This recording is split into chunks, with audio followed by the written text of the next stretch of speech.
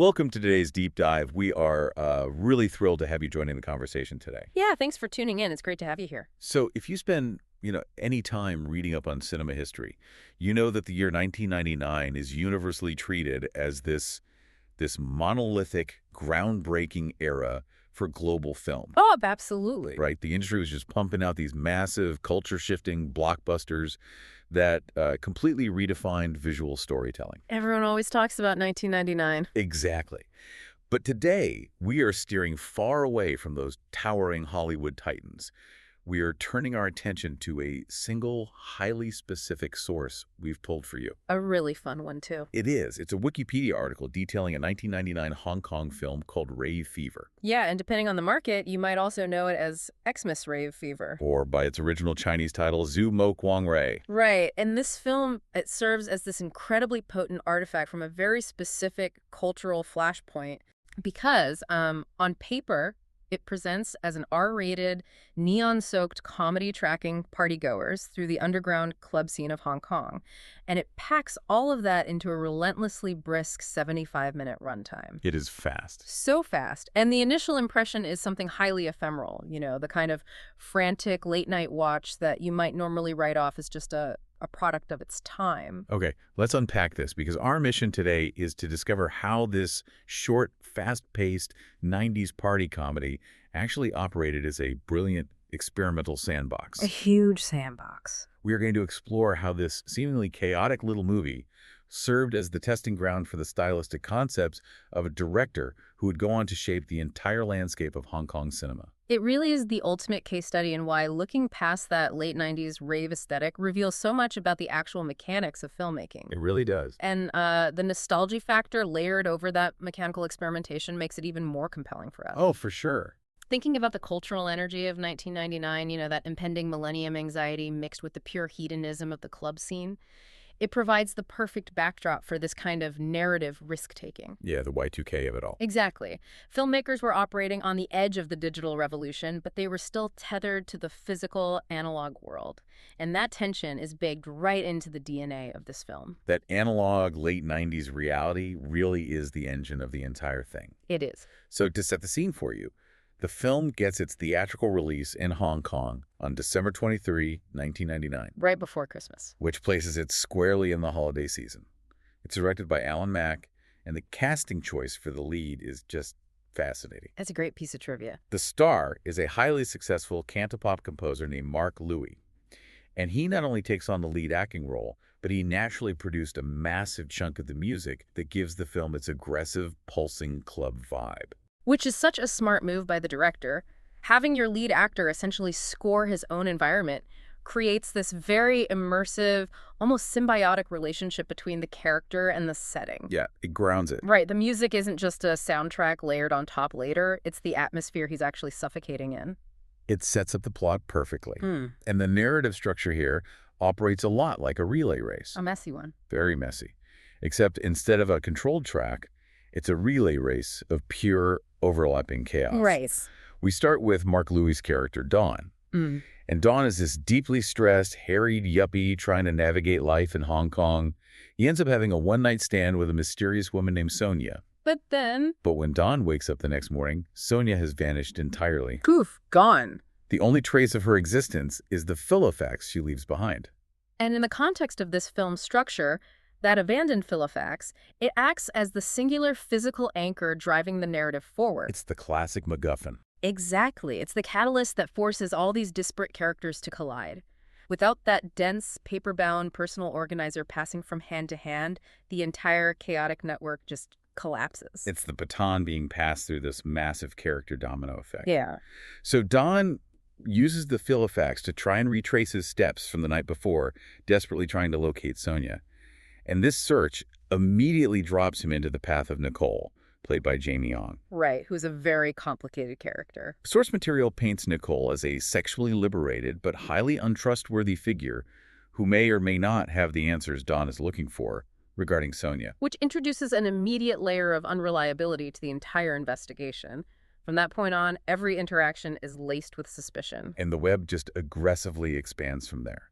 The Philofax physically moves out of Don's orbit and ends up in the possession of a journalist named Ashley, played by Yo-Yo Mom. Right, passing the baton again. Exactly. Huh. Ashley is dealing with her own separate life trajectory and ends up falling for this handsome but deeply troubled guy named Steven, played by Terrence Yin. And the soap opera level of coincidence here is brilliant because Steven actually turns out to be Sonia's ex-lover. It's a phenomenally tangled web of crisscrossing paths. It's wild. You have Ashley piecing together these connections through the Philofax and suddenly suspecting actual foul play regarding Sonia's disappearance. It gets dark. It does. That suspicion drags the narrative toward a highly peculiar club patron named Gordon, played by Sam Lee. Add in an inspector named Ryan, played by Bay Logan, who gets pulled into the ensuing mess, and you have this overwhelming intersecting cast of night owls. It is a lot of narrative weight to balance in just 75 minutes. It really is. And, the irony of juggling that specific character web against the backdrop of the holiday season shouldn't be overlooked either. Oh, the Christmas setting. Yeah, we noted the December 23rd release date earlier. Setting this gritty, neon-drenched mystery right at Christmas adds a really sharp thematic contrast. How so? Well, Christmas carries all these inherent expectations of family, warmth, predictability, and domestic safety, right? Yeah, usually. Yet Mack subverts that entirely by focusing on these isolated, disconnected individuals wandering through the pulsating, transient rave scene instead. The festive backdrop almost mocks the messy realities of these characters' lives. That's a great way to put it. It highlights the profound loneliness of the urban experience while simultaneously emphasizing the bizarre, serendipitous connections that a bustling metropolis can force upon you. Yeah. These people are entirely untethered from traditional holiday warmth, which leaves them at the mercy of chance encounters and a lost organizer. Which brings us to how Alan Mack actually wrangles all of these chance encounters. Because the structural execution is where the real meat of our deep dive lies. What's fascinating here is how prominent film scholars have dissected this specific architecture. Yeah, the scholarly take on this is super interesting. Looking at the source material, David Bordwell analyzes this exact film in his book, Planet Hong Kong, Popular Cinema and the Art of Entertainment. A great book. He categorizes Rave Fever as an experiment in Gen X network narrative. Network narrative. Right. He notes the film is fundamentally structured around tracing crisscrossing love affairs rather than following a traditional linear path. Here's where it gets really interesting, because Bordwell actually doubles down on this analysis in another one of his books, Poetics of Cinema. He draws a direct comparison between Rave Fever and the 1999 American film Go. Oh, Go is such a good comparison. For those of you who track late 90s cinema, you know Go is celebrated for its frenetic, multi-perspective approach to storytelling. Yeah, Doug Liman directed that one. Exactly.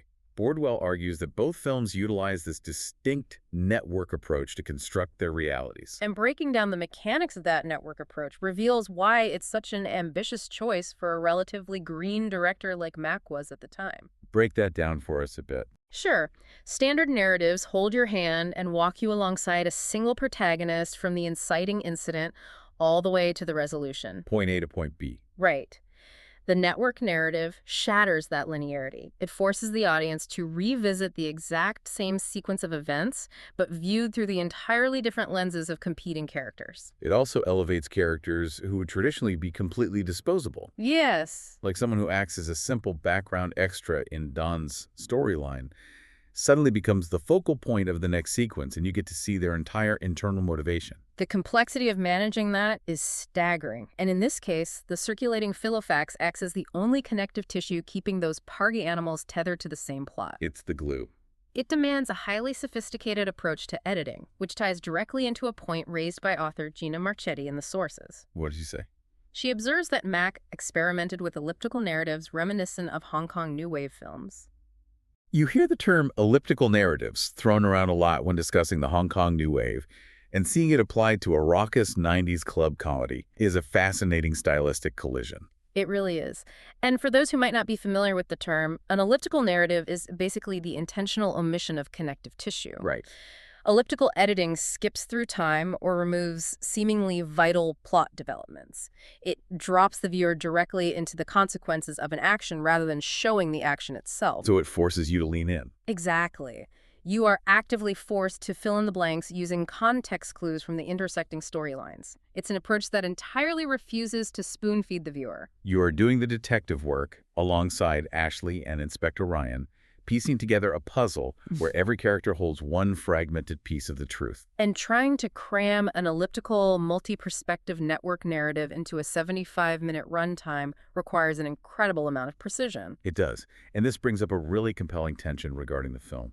The expectation versus the reality. Oh, the marketing versus the actual movie? Yeah. When you market an R-rated movie called Rave Fever set in the underground club scene, audiences are going to walk in with very specific assumptions. They are primed for superficial thrills, heavy bass lines, and visual excess. And looking at the critical consensus from the sources, you can see how reviewers grappled with what the film was actually trying to do. There was definitely a split. Take the review from loveakefilm.com. They totally leaned into the aesthetic surface level.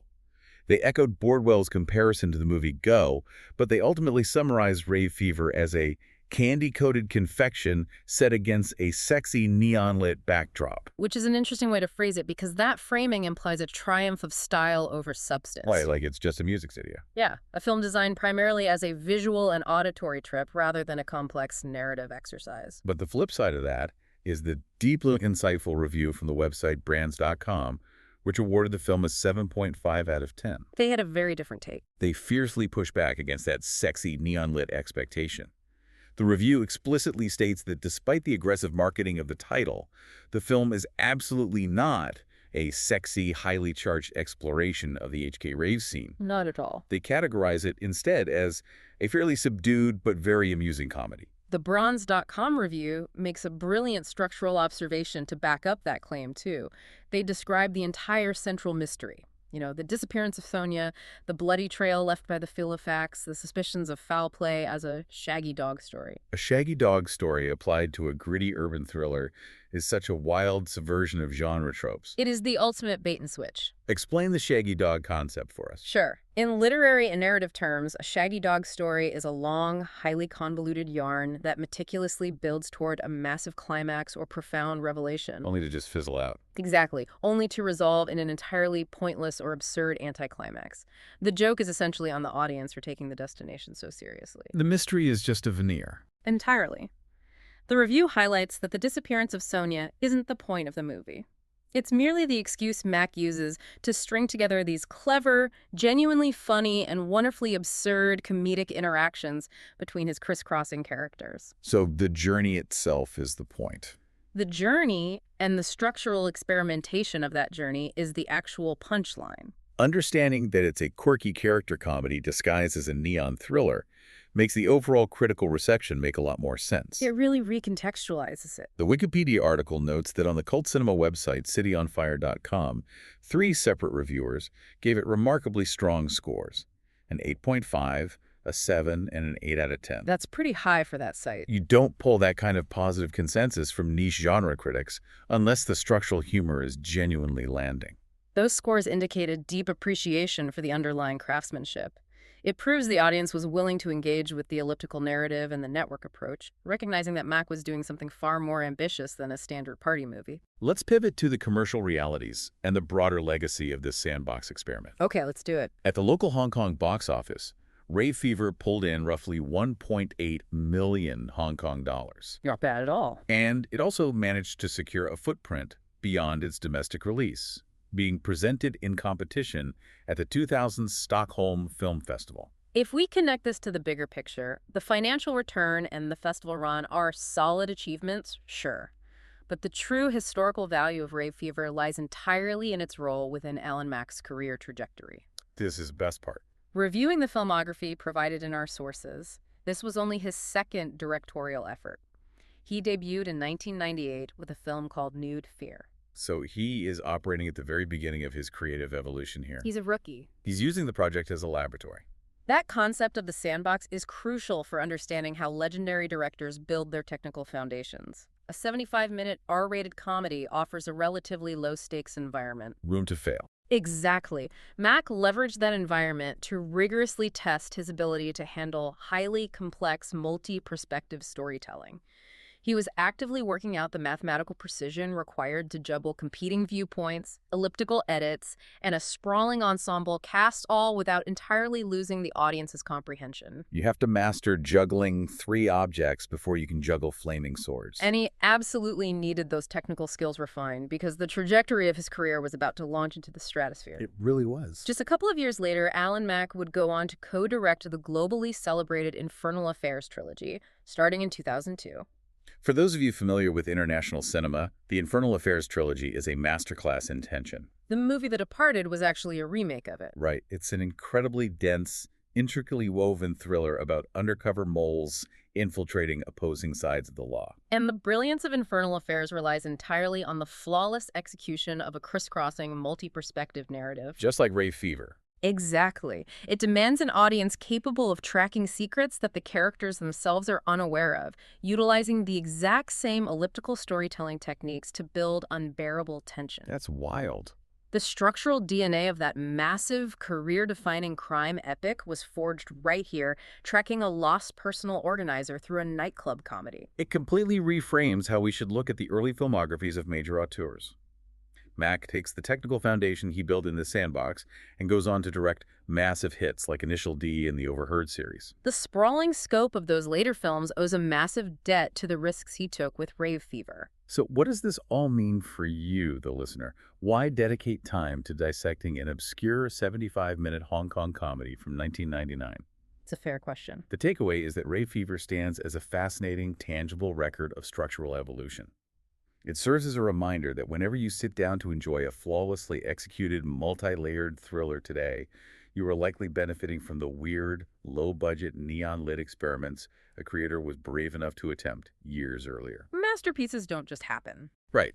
They are born from the trial and error of the Sandbox. And, the evolution of those narratives also forces us to consider the evolution of the world they take place in. Oh, that's an interesting point. Looking at the core mechanics of this plot raises an unavoidable question about modern storytelling. The entirety of Rave Fever hinges on a physical analog object, the Philofax being lost, discovered, and passed indiscriminately from stranger to stranger. Which would never happen today. In our current reality, heavily dominated by smartphones, instantaneous messaging, cloud synchronization, and GPS tracking, the concept of losing your entire schedule and contact list in a physical form is nearly extinct. You would just lock your phone remotely. Right. A stranger cannot simply pick up a drop piece of your life and flip through the pages. Our lives are locked behind biometric security and passcodes. Face ID ruins the plot. It totally does. How does the eradication of these physical analog objects fundamentally alter the way writers can even construct serendipitous mysteries and crisscrossing romances today?